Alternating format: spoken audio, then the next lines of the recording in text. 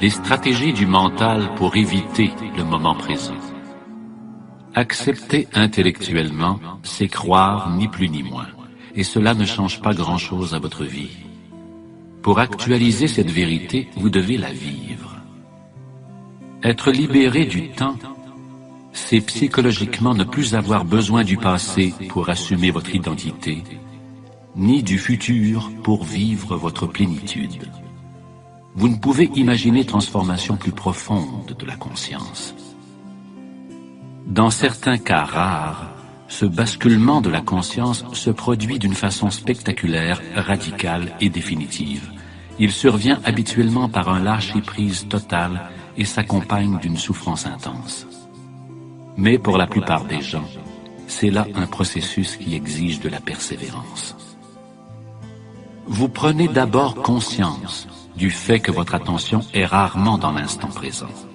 Puis, vous choisissez de plus en plus souvent de focaliser votre conscience sur l'instant présent plutôt que sur le passé ou le futur, et chaque fois que vous réaliserez que vous avez perdu de vue le présent, vous saurez y rester non seulement quelques secondes, mais plus longtemps du point de vue du temps horloge.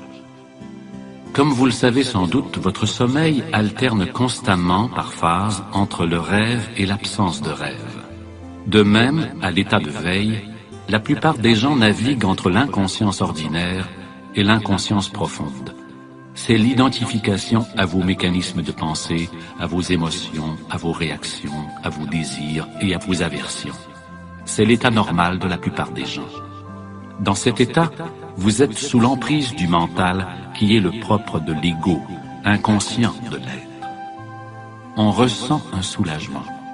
Dans l'inconscience ordinaire, résister habituellement à ce qui est ou le nier crée le malaise et l'insatisfaction que la plupart des gens acceptent comme faisant partie de la vie normale. Lorsque l'ego se trouve face à un défi ou à une menace, cette résistance s'intensifie et finit par occasionner une intense négativité qui se manifeste entre autres par la colère, la peur aiguë, l'hostilité, la dépression. L'inconscience profonde se traduit souvent par une activation du corps de souffrance et une identification à celui-ci. La violence physique n'existerait pas s'il n'y avait pas d'inconscience profonde. Cette violence explose aussi sans retenue chaque fois qu'une foule de gens, ou même un pays entier, engendre un champ d'énergie collective négatif. Le meilleur indice de votre niveau de conscience, c'est votre façon d'affronter les défis de la vie lorsqu'ils surviennent. Les défis incitent une personne déjà inconsciente à le devenir encore plus, et une personne consciente à l'être plus intensément. Seule votre manière d'y faire face vous indique où en est votre niveau de conscience. Il est donc essentiel d'introduire dans votre vie plus de conscience dans des situations ordinaires où tout se passe relativement en douceur. Ainsi, vous intensifierez votre capacité à être présent. Cette présence génère en vous et autour de vous un champ énergétique d'une fréquence vibratoire élevée. Aucune inconscience, négativité, discorde ou violence entrant dans ce champ ne peut y survivre, pas plus que l'obscurité ne peut résister à la lumière. Êtes-vous en train de polluer le monde ou de ramasser les pots cassés? Vous êtes le seul et unique responsable de votre vie intérieure et vous êtes aussi responsable de la planète.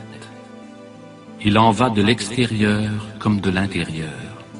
Si les humains se débarrassent de leur pollution intérieure, ils cesseront également de polluer le monde.